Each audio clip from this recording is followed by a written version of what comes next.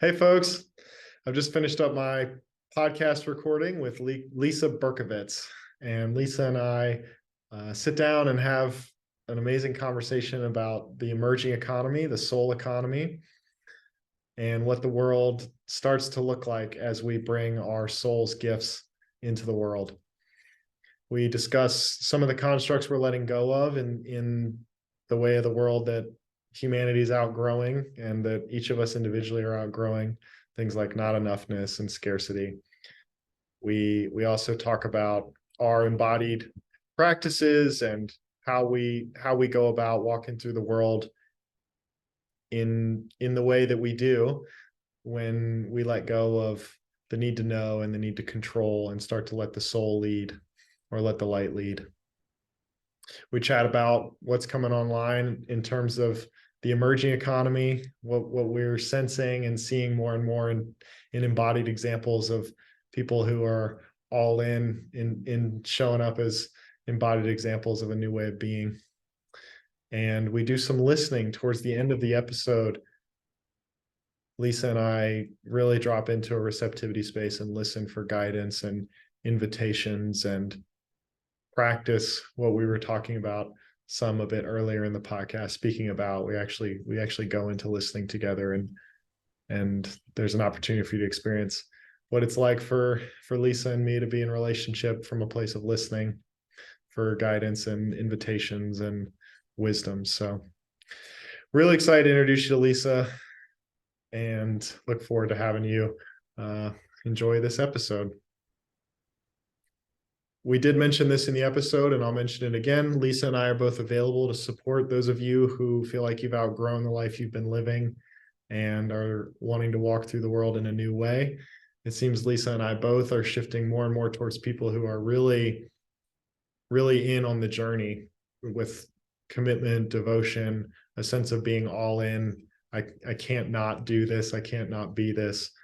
Gonna give whatever's asked of me to realize the potential and the clear light trajectory that is here for me and always has been here for me in this life. So please feel free to reach out to me, to reach out to Lisa. Her website is letsoullead.com. You can find me on forrestbwilson.com or lightinaction.co are the two best websites to find me.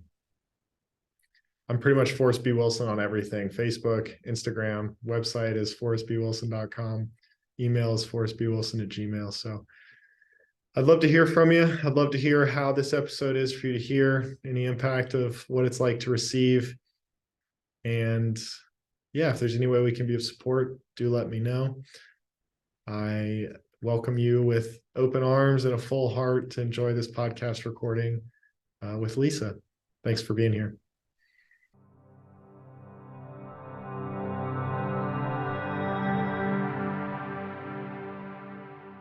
Hey, Lisa, welcome to the podcast. Hey, Forrest. Thank you so much. Really grateful to be here. Excited to be here. Yeah, I feel a lot of joy having you here. I'm excited this has worked out and we get to be together in this way. Me too. So we've met, at least in this lifetime, in the past few weeks, maybe month, introduced by our friend Lars King. Thanks to Lars for Shout out to Lars. Shout out to Lars for connecting us. Yeah. Yeah, and it's one of those funny connections of in clock time. I guess we've known each other less than a month, and I feel like we've traversed so many terrains of consciousness and lines of explorations. I feel like I've known you my whole life already. So It's true. It's true. Multidimensional instantly. Yeah, totally. Yeah, and I've just been so lit up getting to know you and getting to hang out and explore all the resonant connections and passions we have. So I'm excited to get to deepen in that and broaden in that and elevate into that together today in whatever shape that takes.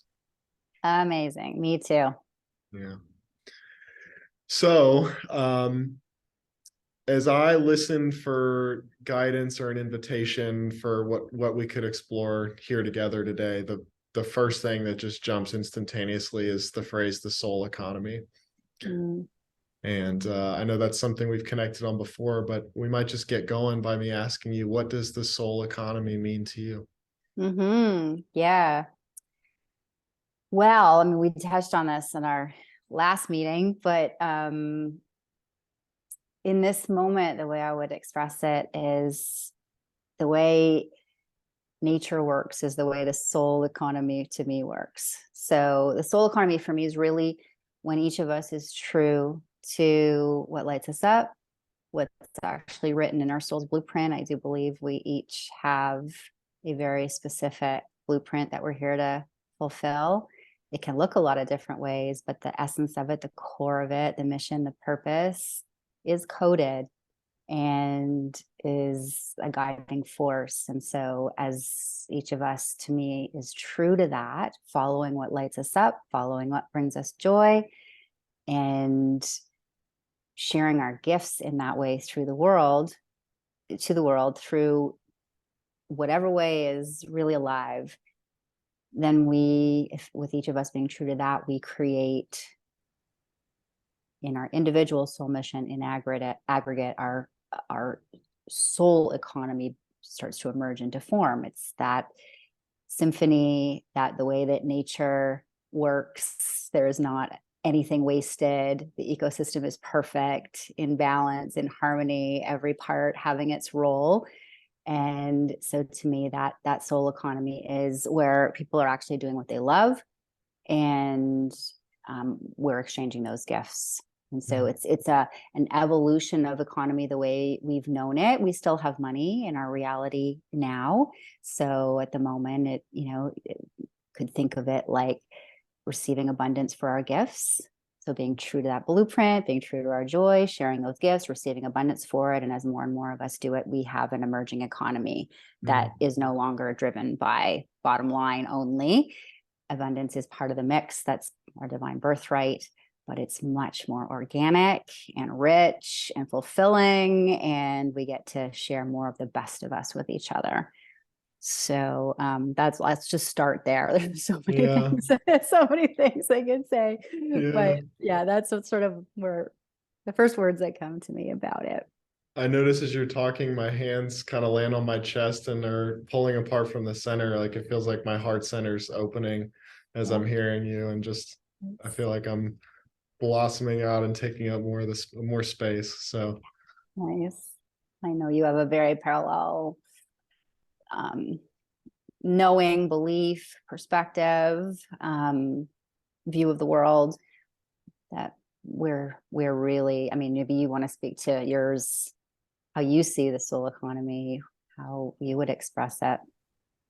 Yeah, I'd love to. I feel really called to ask you. You use the phrase "what lights you up" several times, and I want to ask you, what's lighting you up the most right now? What's lighting you up right now?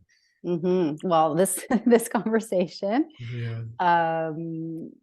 it feels for me like there is a wave of us stepping into the highest expression of what we're here for, and most of the people that I work with are actually pretty far along on their soul's journey, their spiritual path. They've been devoted to that, made some hard choices along the way, and also have quite a bit of experience in the work world, business world, whether they're executives or entrepreneurs. And so they can often, myself included, be working already in what they love, being in great expression of the soul's gifts and receiving abundance for that. And there's a whole wave ready to step into a really highly surrendered to the next level version of what we're here for. And so that's lighting me up. I often say my soul's work is helping others fulfill their soul's work. And so that's what I've been doing, but there's a threshold now. So what's lighting me up is my own stepping into that next expression and serving others and stepping into their next expression, which feels very pure and very deep and very ancient and very, very future in the now, sort of. It's all of it at once. So there's something very activating right now, very, very activating and accelerated in this moment. to move into what that is for each of us. That's what's lighting me up. So not just my own, but like I'm seeing it all around me. Exciting time for that. Yeah, it seems there's more and more folks every day who are going, I can't not sort of give in and get going in this new trajectory. Like whatever I've been doing, I can't live that life anymore. I've outgrown the life I've been in. I don't know what's going to happen now, but that's the way I'm going, kind of thing.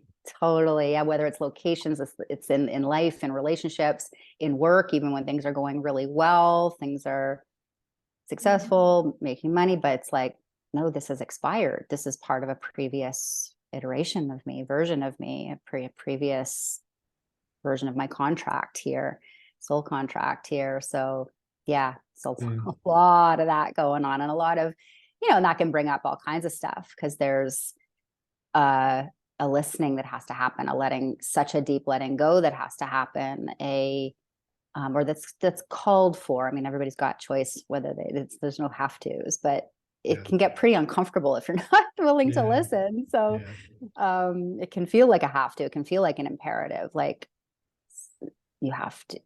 It feels like you have to. And so it brings a lot of stuff. It's exciting and it's confronting, and it's, it can be painful with some of the things that have to be let go. And if you've been on this kind of path for a while, we're not strangers to letting go, but we're not strangers to the challenges of letting go, but it doesn't necessarily mean you don't still have to move through what comes along with that each time. So there's a lot happening. Yeah, and it brings up this thing I often say of don't fight what's on its way out the door. There's a grieving process that happens as we're letting go of the life that's not for us anymore. And oftentimes, even certainly my experience has been some of these, there can be some moments that are quite abrupt. I mean, a business breaks down, a relationship breaks down, a contract breaks down, something that, I had some attachment into and was fighting. I think there was a lot of fighting, a lot of efforting, a lot of pushing, a lot of striving, a lot of almost war kind of energy to make it happen. And then as there's more and more surrendering and letting go into the light, those things can't make the trip. They just fall away and go. And there's a genuine grieving process that happens of, there's not only the project, but there's an entire identity and way of being and way of orienting to life and energy that sources those kinds of opportunities that are no longer for us. And I feel care for the grieving process of, as we're letting go of these old versions of ourselves or old patterns or old frameworks and orientations and perspectives. The joy and the grief, right? The bliss and the loss in that letting go process. Absolutely. Yeah. Well said. And you use the word surrender. It's seems to be the word of the moment. Yeah. Surrender more. I am surrendered. No, there's more. Surrender more. Yeah. And so as you're listening right now, I'm aware you and I do quite a bit of listening practices. What are you hearing?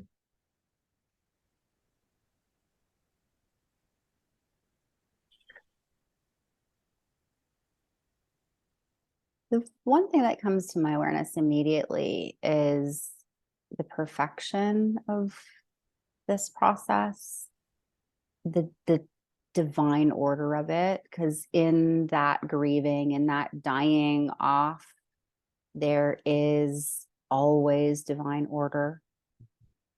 And it takes that cultivation of seeing through the soul's eyes or through divine eyes to really see that to be able to let go, to be able to soften in the midst of it, requires holding that higher perspective. And for me, it's often so easy to see for others. I can, in a moment, see how a challenging passage is serving. And I'm always cultivating the mastery to do it, even better for myself as well. As we say, sometimes it's easier to see for others than for ourselves. So yeah, this the perfection, like that's really in my awareness right now, that there is divine order, no matter what the breaking down seems to be, no matter how much the parts of us that are scared to let go, that are scared things won't work out, or that there won't be enough, or whatever the version is of the holding on, or the sadness, the grieving, that there is a grace to it if we allow it. So that was the first thing that came, like, in order to surrender that fully, it requires an enormous amount of faith, obviously. But there's such depth and nuance to the faith that's required at this point, it seems to me. I'm simultaneously letting what you're sharing impact me, and I'm also hearing my invitation in this moment, which I got a few things as you were speaking, and right after the invitation I had, which the first one is let the light lead. And like this, the awareness of the luminosity of the void. Oftentimes when we're letting go and releasing, we end up in this emptiness, this void, and it turns out the void and the emptiness is luminous, and we can let the light lead. And so there's I actually got this on a collective scale, like, because we're talking about the soul economy, and we are my embodied somatic felt sense is that as a species and as an economy, we're getting closer and closer to the point where we're getting ready to collectively let go of some pretty big frameworks. 100%. Yeah, that have been the source of the way we do things in modernity. And for me, there's an invitation, because when we let go of that and there's just emptiness, it can be incredibly unstable for any of us who ever just let go into the void. It's just like, holy crap, this is pure possibility. And also there's nothing holding us here. And so as a collective, as a species, as a humanity, and as an economy, how do we navigate between these two times, between these two worlds, of the world we've been in and the world that's emerging, the emerging economy, as you named, and we say often. And for me, the guidance is let the light lead. Actually there's an invitation to acknowledge and grieve and celebrate what we're letting go of, but actually to make a subtle shift from foregrounding what we're letting go of and releasing, to actually foregrounding the light and letting the light lead through us and as us in the soul economy. And I know your website is Let Soul Lead, so that feels like a nice segue into your work for sure. Yeah. No, beautifully said. And yes, so that's where the tagline in my business has been Let Soul Lead since 2010. That's really how I see it. Sometimes I say, soul as CEO, mind as COO. The systems that are crumbling that you're referencing are mind-led. And disembodied, mind-led, disembodied. Yeah. Conditioning-led, mind-led, ego-led, however one might want to say it. And so for me, that is the shift, that as each of us is committed to letting the soul lead. Well, what does it look like? I often liken it to a change in operating system. If you were shifting from PC to Mac, then it's an entirely different operating system. It doesn't work the same way. And it's the same in this case, what we're used to. And especially if you have a strong mind like I do, which got me all kinds of success in the first part of my life, was revered, it was wanted, it was valued, so and rewarded heavily, right? So making that shift from functioning in that way to letting soul lead, or letting the light lead, to be able to surrender that much and to make decisions, to make soul-led decisions, soul level decisions, as we, in our businesses and in our lives, that for me is the way out, to be able to listen, to be able to hear and trust and act on what the divine is saying. So, use whatever word you like, soul, light, God, divine, love. They're, to me, interchangeable. How connected are we through the heart, through our whole being, very attuned to the messages coming from the body.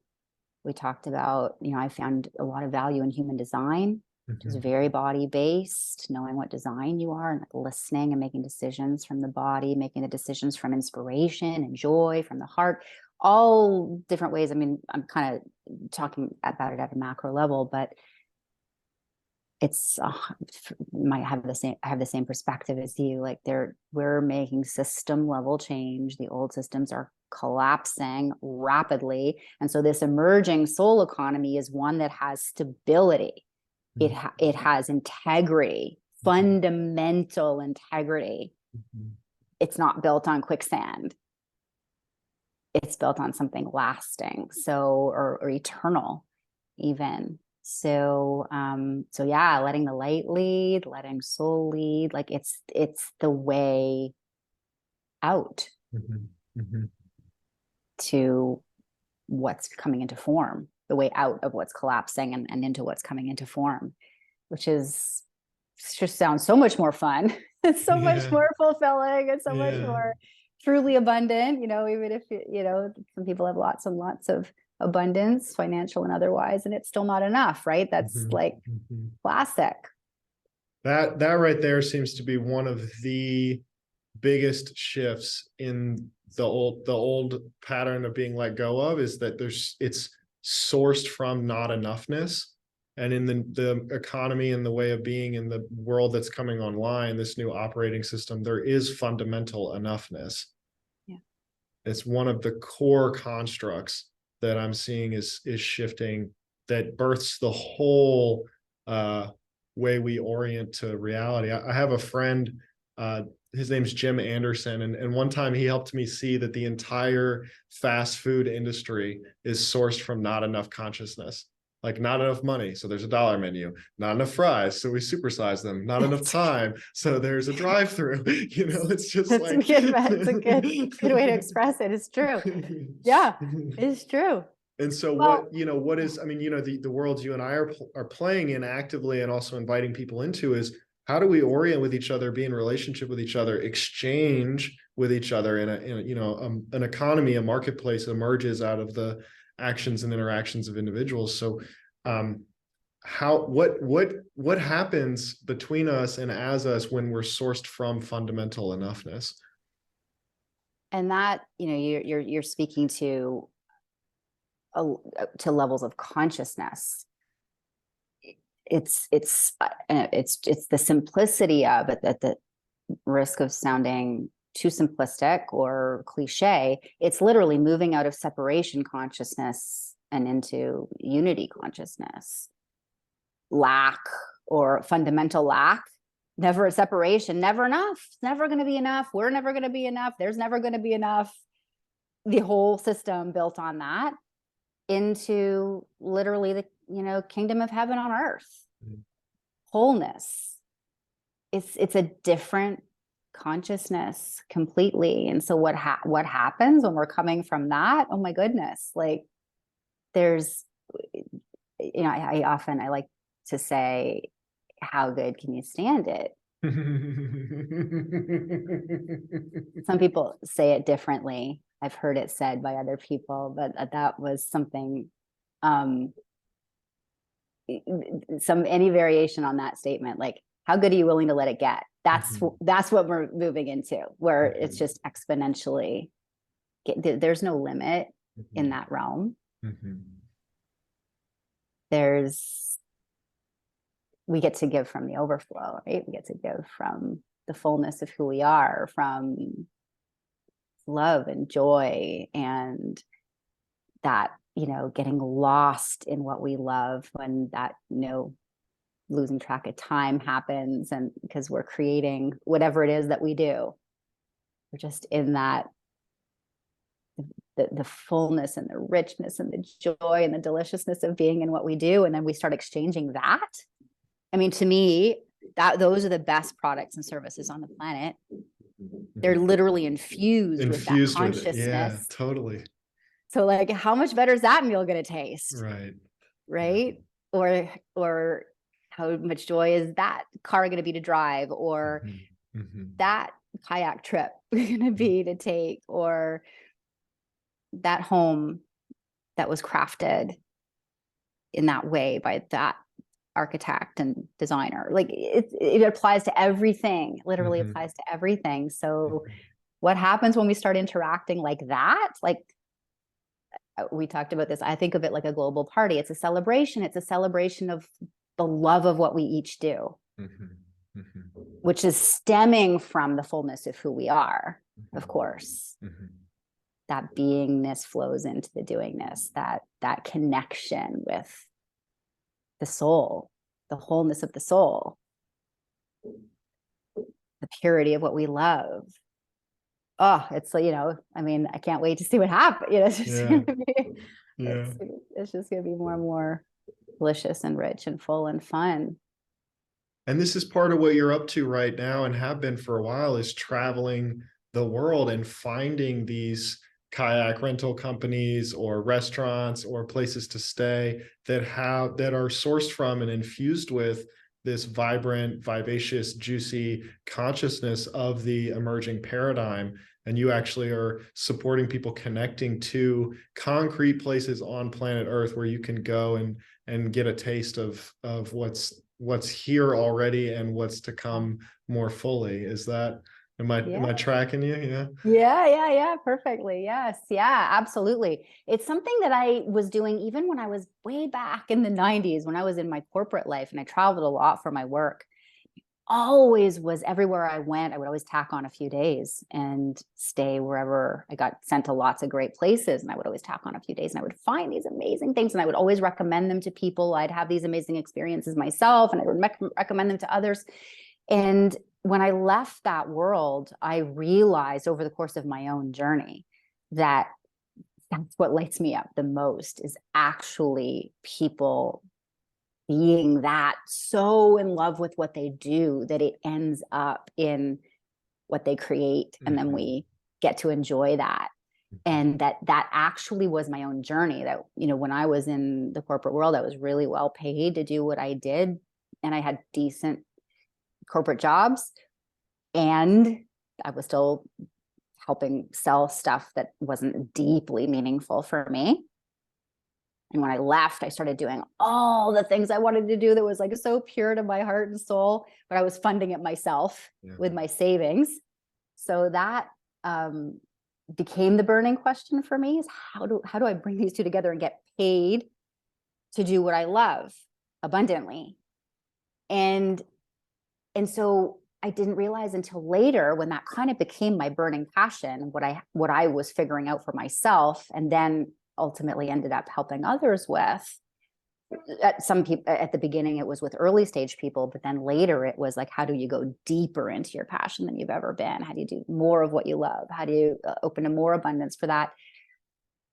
That I didn't quite realize that hobby that I had of finding these businesses wherever I was traveling, just for the fun of it, was actually examples in the physical world, real life proof that there is a direct connection between that alignment with what you love and what is truly in your soul's blueprint, and thriving at that and blessing people with it. And I didn't realize that they were so closely connected until later.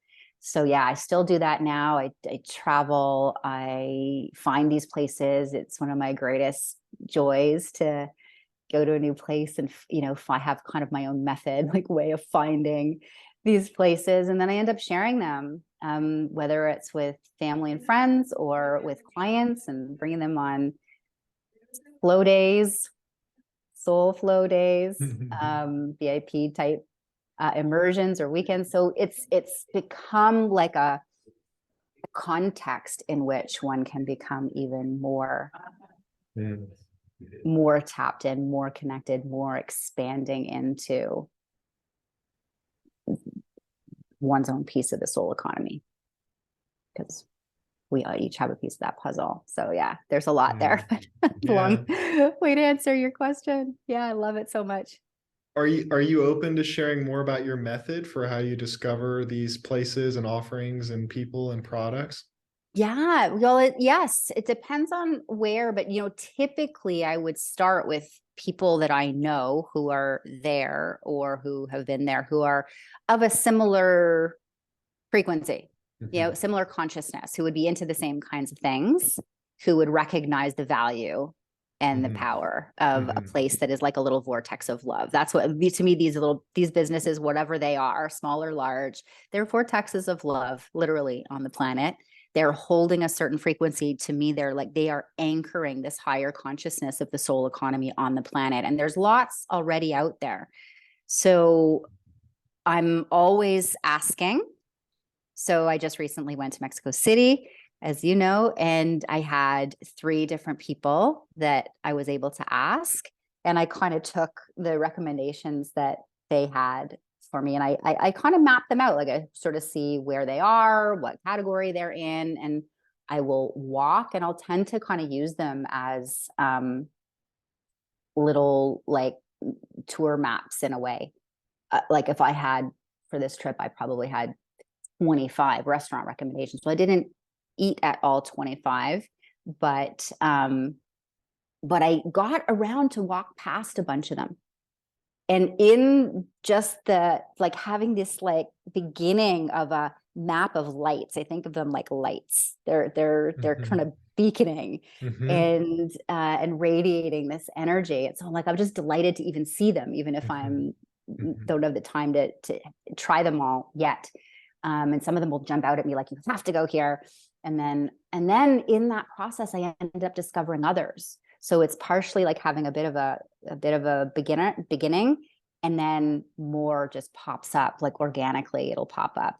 If I don't have that kind of reference, if I don't have people to ask, I will just wander myself and end up finding places. And then if it's a cafe, then they've got a bulletin board. And then I can find, it's not just restaurants and things like that. It's like, hey, what's going on here? Where do I want to take a class? Where do I want to, there's ecstatic dance going on.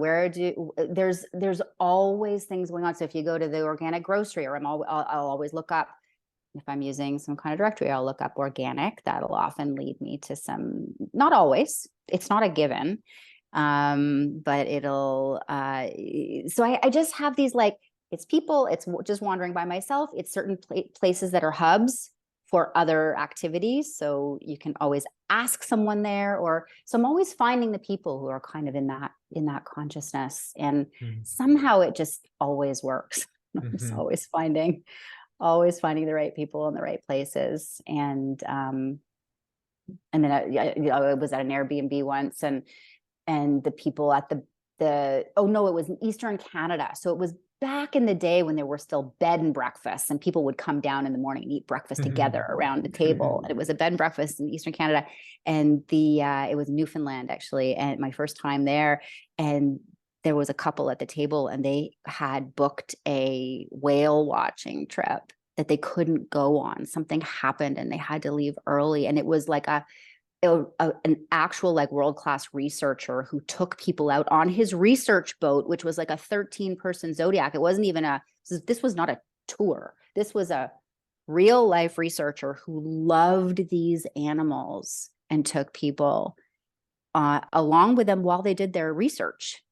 They introduced us. The whales had names. They came around and said hello to us. One breached like literally like 20 feet from our boat, and the captain was like, ha ha ha, I forget the name of the whale, saying, that's the whale saying hi. He looked at us with his eye, just like magical experiences with, someone who, what an amazing idea. This is what he does all day, every day, to research these creatures. I'd never seen a whale before. I literally started to cry. It was just so beautiful. So these serendipitous, synchronous, like that's how I ended up on the boat, was this couple at my breakfast table, couldn't go on their trip. So just, there's been so many ways, but there was always a little bit of a starting method that I find the people to ask, basically, as for starter points.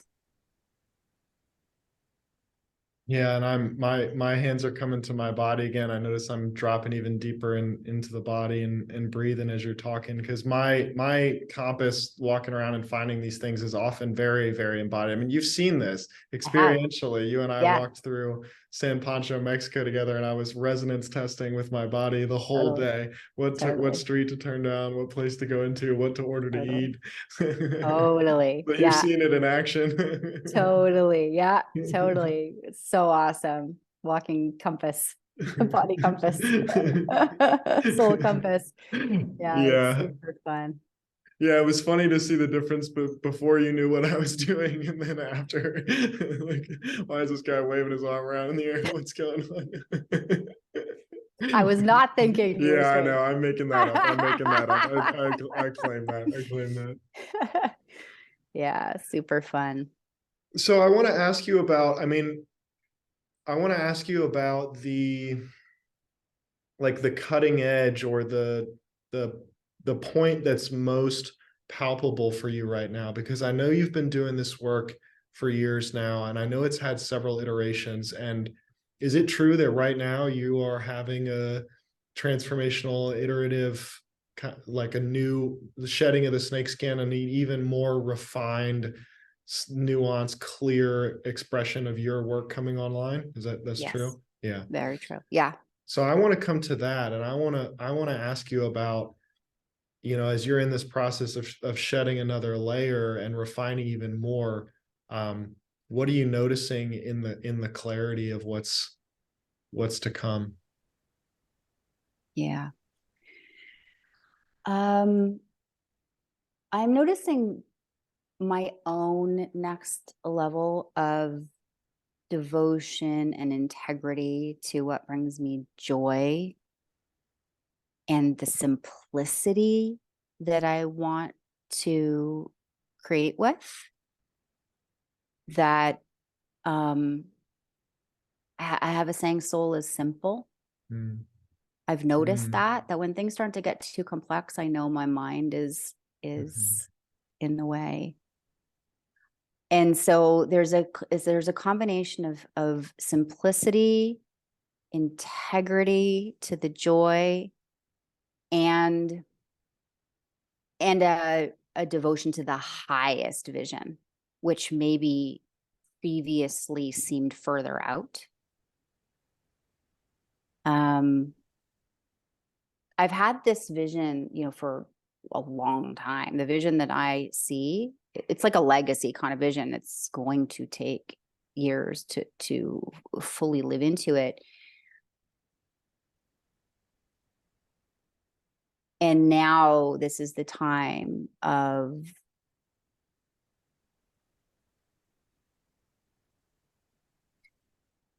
I'm noticing what seemed further out seems now imminent. It seems available. It seems doable. It seems like another veil has come down. And so moving from that seems easy, accessible, simple, more listening, less doing, more listening before the doing, more being okay with disappointing people. Those are some of the themes. Really having to, and as we talked about before, just like moving from the soul, listening to the soul's cues and ignoring everything else.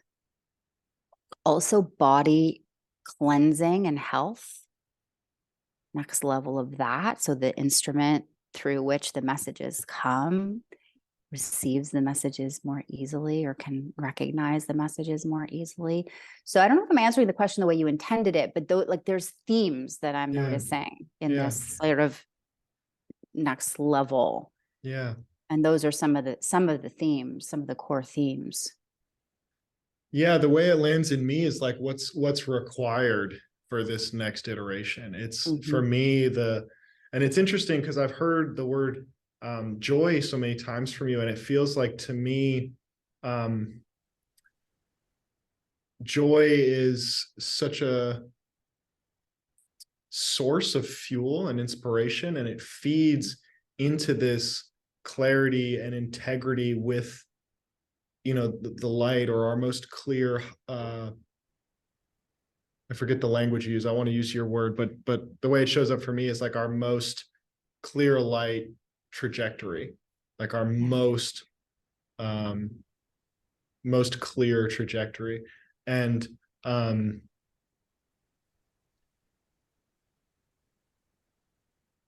there's this threshold to me that I've experienced, how what you're sharing lands in me, of there's a threshold of these are the internal switches we need to flip, or the internal drivers that need to come on, or the threshold we need to go through to make it into this next iteration, the next source of fuel, the next way of being, the next octave of, the next level of consciousness, the next octave of illumination, is this full-on devotion, is this integrity to the clear light trajectory, is the not other than thisness experience of, even when an opportunity is, for me personally, I mean, you can set the bar wherever you want, but for me personally, even if something's 95%, it's not 100%.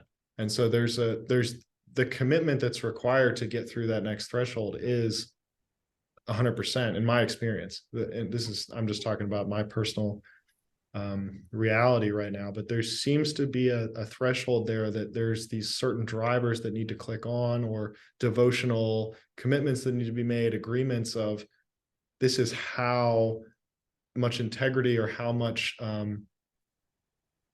it provides the stability to run that much energetic throughput through your system, is to have these foundational pieces put in place. Yeah. Yeah, absolutely. It reminds me, as you're speaking too, of another theme, which is turning away from the lies that the mind tells. So many lies. And also, it's a kind of identity shift, really, into like, there is no one else who can do what I'm here to do. I literally was made for this. You were literally made for what you are here for. And even though we have so many parallels and alignments, it's not the same. Yeah. It's your flavor. I like to say your flavor of God. Like, you have your flavor of God. I have my flavor of God. Right. So there's this like turning away from the lies that the mind has told, the old stories, and accepting the sacredness of the way we're each divinely designed, to actually accept, like, God has my back. God, however you relate to the source, God, divine, whatever that relationship is, that seems to be part of it too for me. This theme of like getting closer to the divine than I've ever been, and being the beloved, being chosen, not holding that small idea of who I thought I was before, or listening to lies about what I'm not capable of, or how I'm not ready yet, or that I can't somehow fulfill it, or whatever the old stories are, right? We all have our own versions of what that is. But actually, like, no, I'm precious.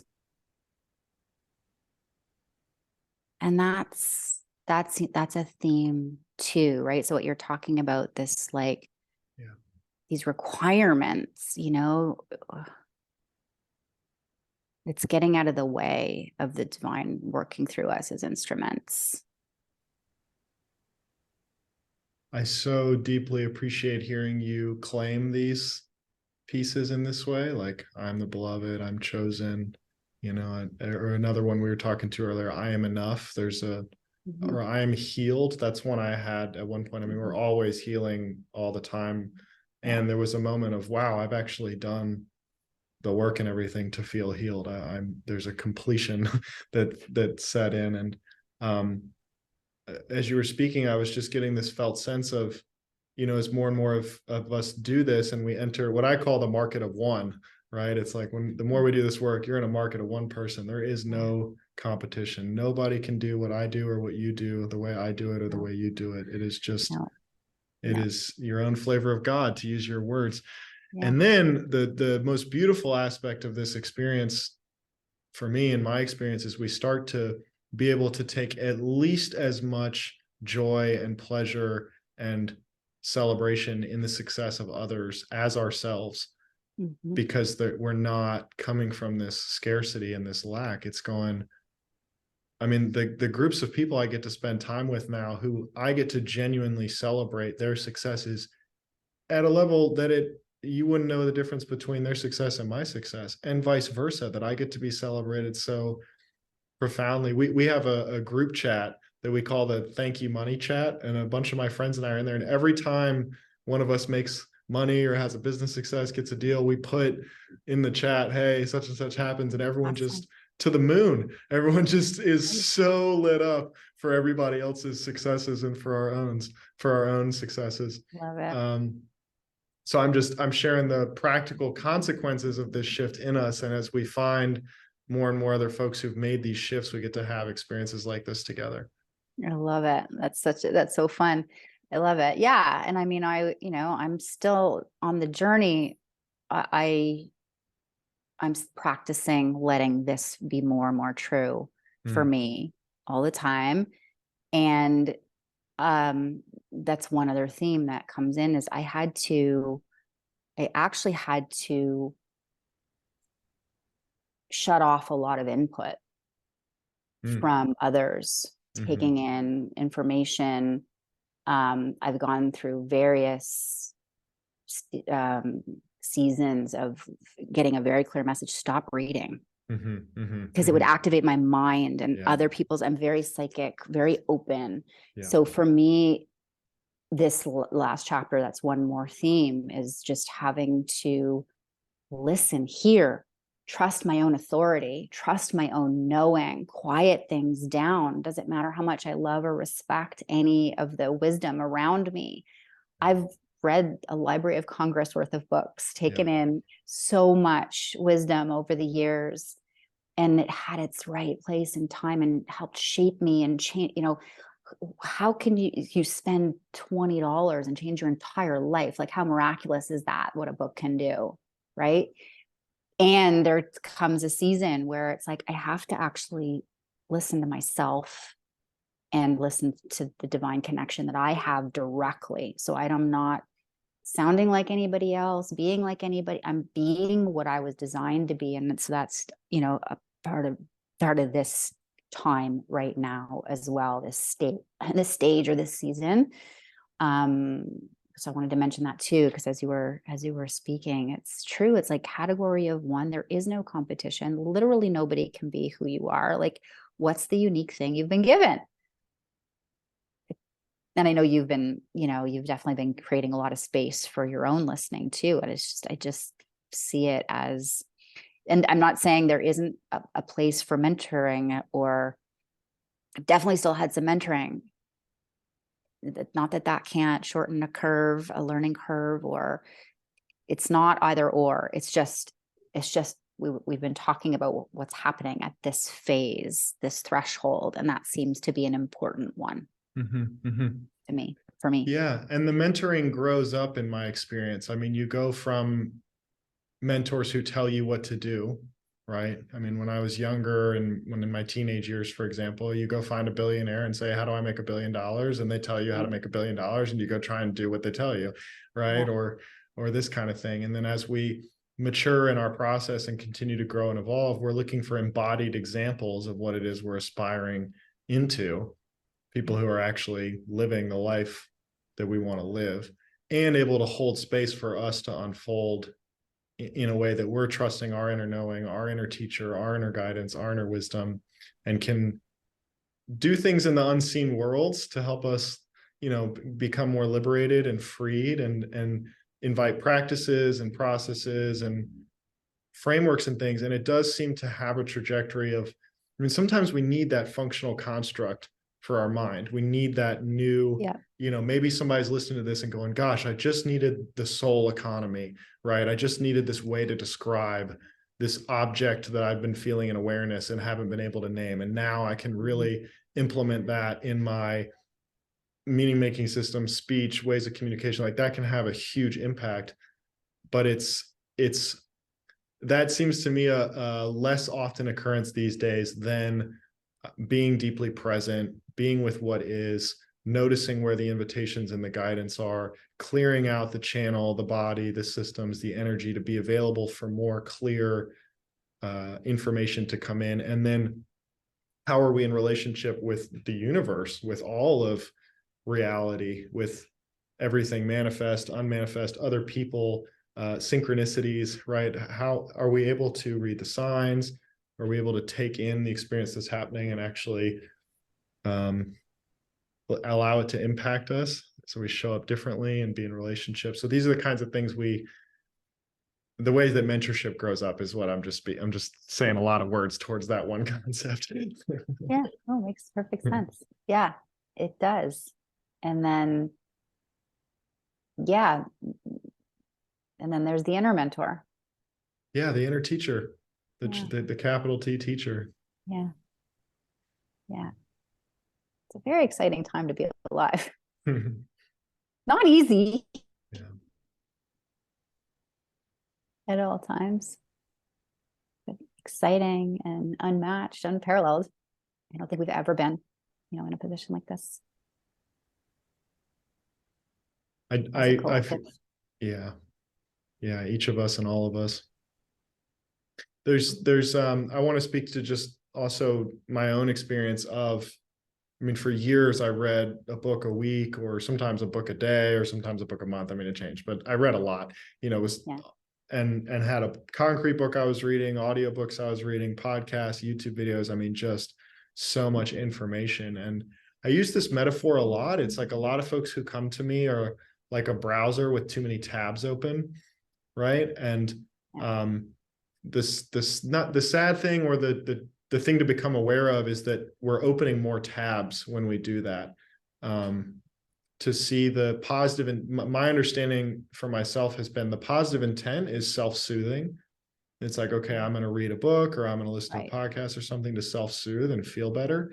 Right. And at the same time, we're already a browser with too many tabs open, and we're self-soothing in a way that's creating more of a queue of information that we then need to go and integrate or embody or release or process, transmute, do something with. That's a big data log of things in the mind to sort of work through. And so I just wanted to speak to that, because that's a really, really common pain point or challenge or like stuck point that I find I had personally, and also I find in people, is like being in information overload, browser with too many tabs open, and then continuing to open more tabs in an attempt to self-soothe, and not realizing that's actually perpetuating and even sometimes worsening the symptoms, I guess might be the word, or something. So really, no, I'm really glad you said that, because it definitely, I mentioned simplifying as that, like, soul is simple, like simplifying is so central to this process, closing those tabs, reducing the input, slowing things down so that there's space for listening. I mean, that's really, at the end of the day, like it's just so, I'm so grateful I get to do what I do, because when those leaders come into my space, I feel, because it's just so simple for me, I just hold a space where they can hear their own truth, where we quiet down all the stuff that's noisy. Just let it dissolve. And then what's left is the obvious. There's nothing to produce. There's no effort to know what's next when there's enough quieting down and simplification. So that closing of the tabs is, it's amazing. I mean, I don't know whose example this is, but it's like a beach ball being held under the water. Like, it'll rise by itself if you let it go. If there's don't have to work, it'll rise by itself to the surface, you know? So yeah, it's just, everything's available here and now. We just allow that simplification, that quieting down, that slowing down. And like, I see it every day. Just get quiet enough, and then boom, oh, you have your own answers. Oh, cool. You know, so it's just amazing. We have so much wisdom. It's right here all the time. The soul always knows. We always know what's true for us, what's right for us. I'm getting a pretty big hit of the quiet right now. And it's, as it's coming online more and more fully, I'm wondering, you know, what wisdom or guidance or invitations we might receive here together, if that's something you're open to. Let's see. Yeah. Yep. Just listen.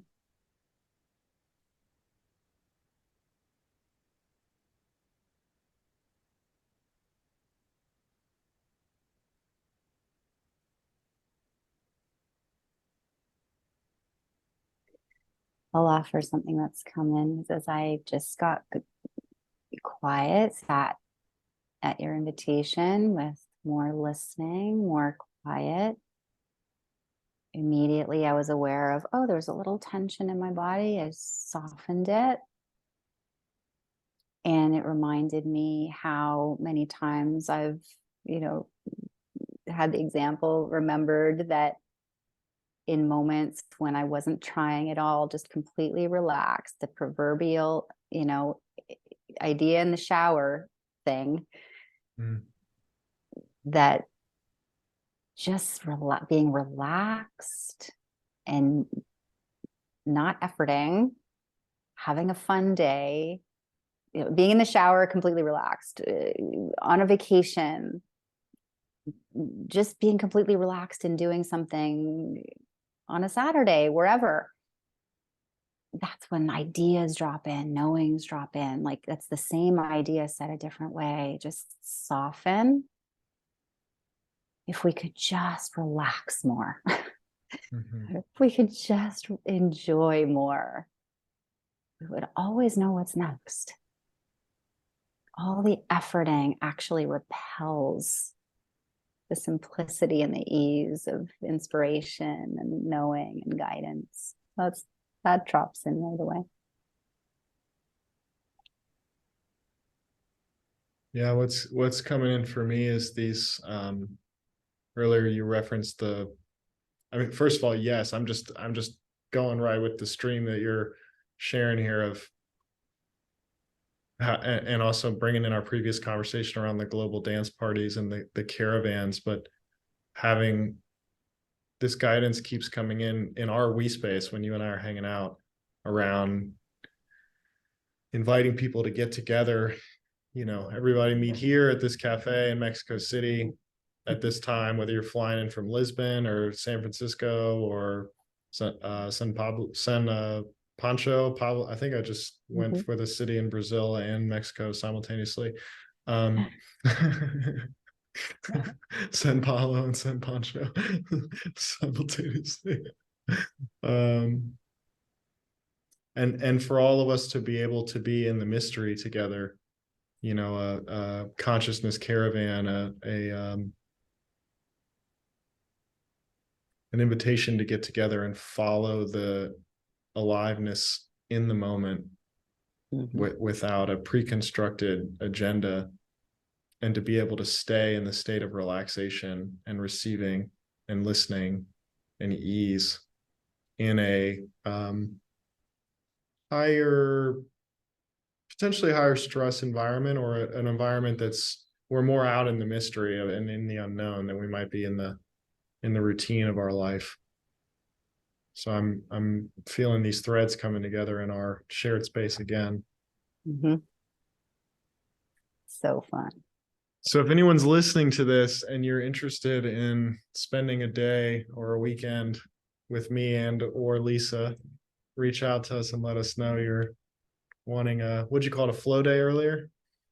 Yeah. A Flow flow day, a day, soul flow day. soul flow day, or a Yeah. consciousness caravan would be a bigger group of us, maybe 20 Right. or 30 of us, and let us know so we can get a pulse if there's juice for this.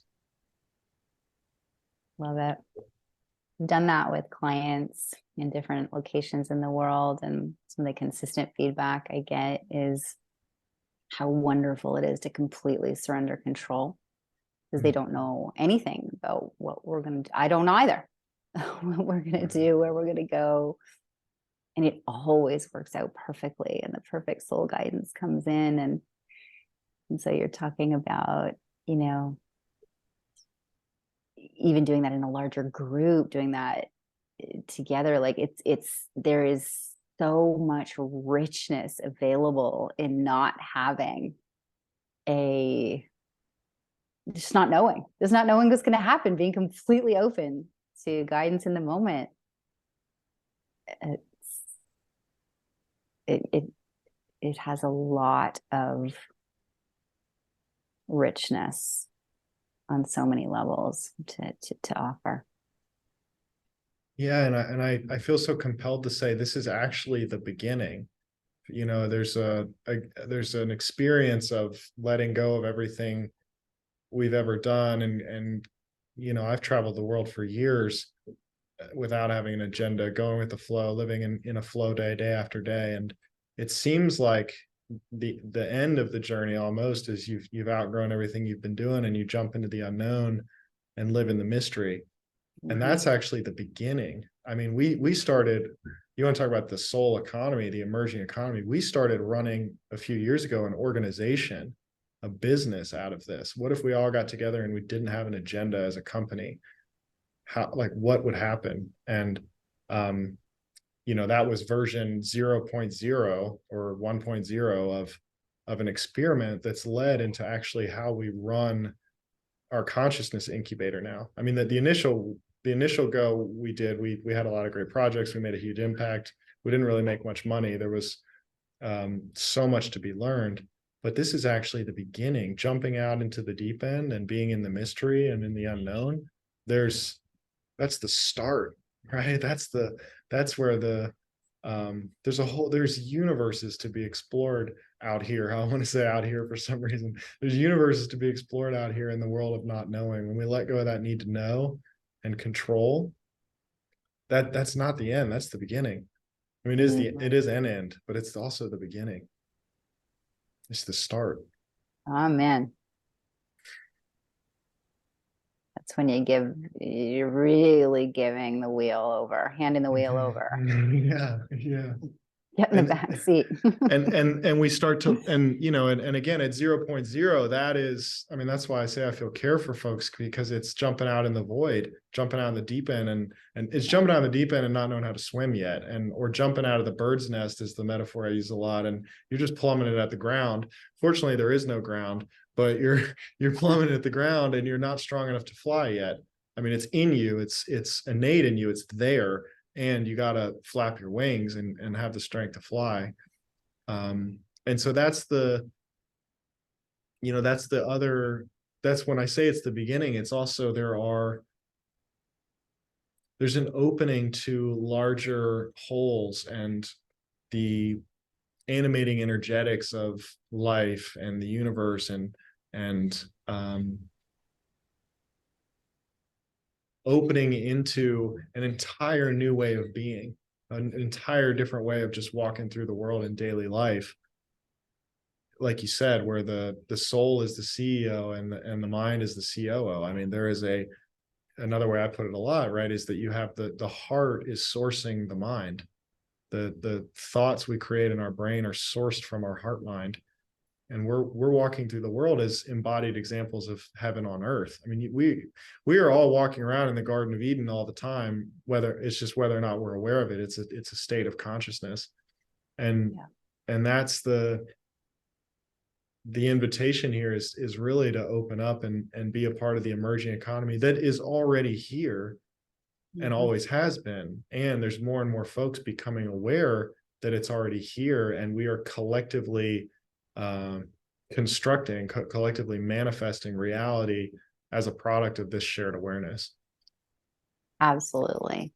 And that, that's a call for whoever's, listening and feeling into that for themselves. If that resonates as true, then, the invitation is, okay, where are you in emerging in this shared economy? Where are you in relation to your own soul blueprint, what you're here for?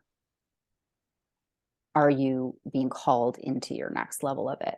Are you being asked to listen more? Are you being asked to let go of something, even if it's working? Are you,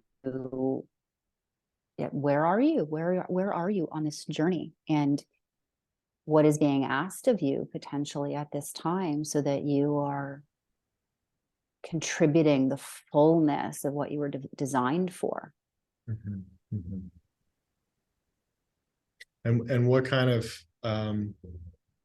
support do you need right now to take the leap? How can we support you? Or how can I'll speak for myself. How can I support you? I hear you now. How can we support you? And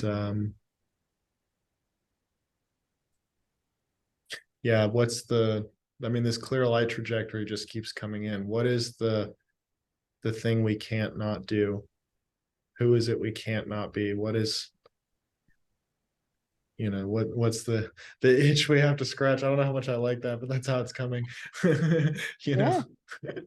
What's the itch we have to scratch?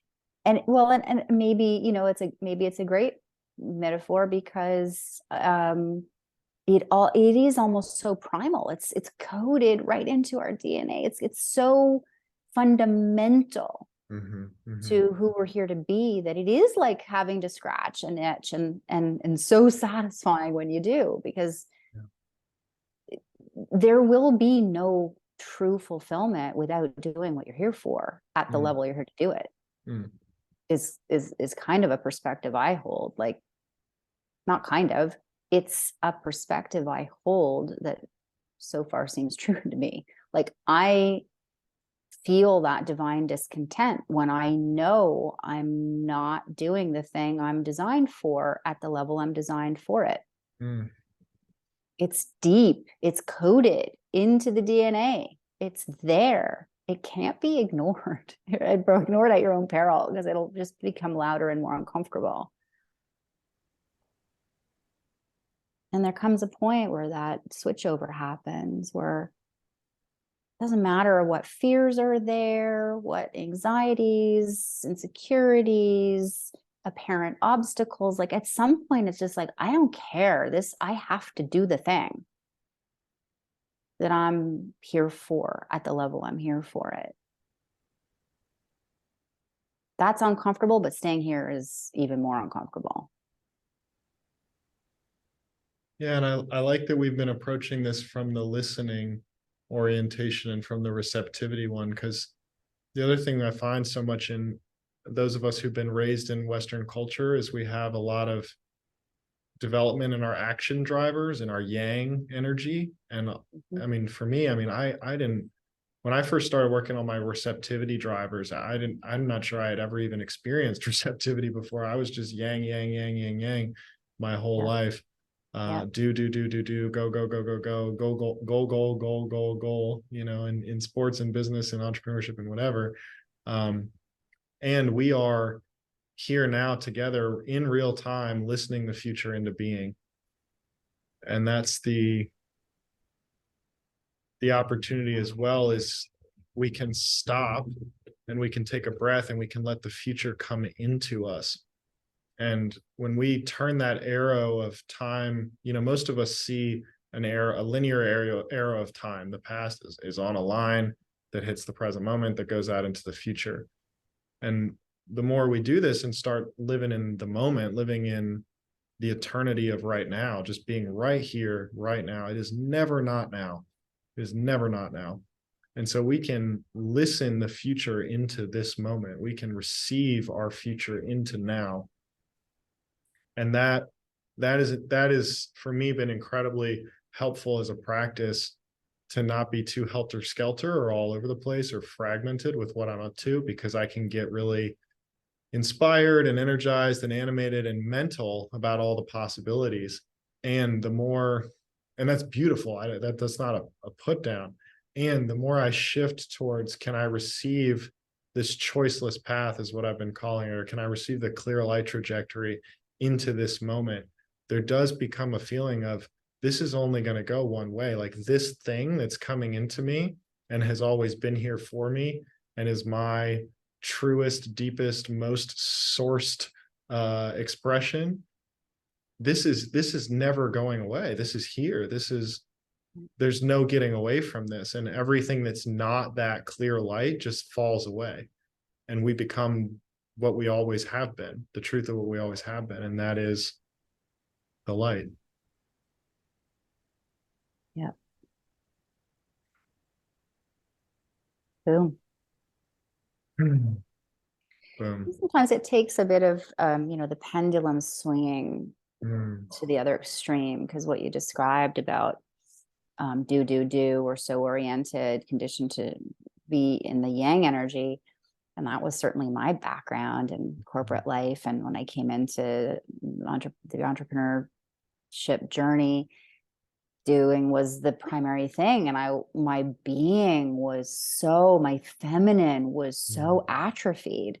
And so I went like the totally opposite end of the spectrum and did everything to nourish my feminine, but it was the opposite. I didn't want to do anything.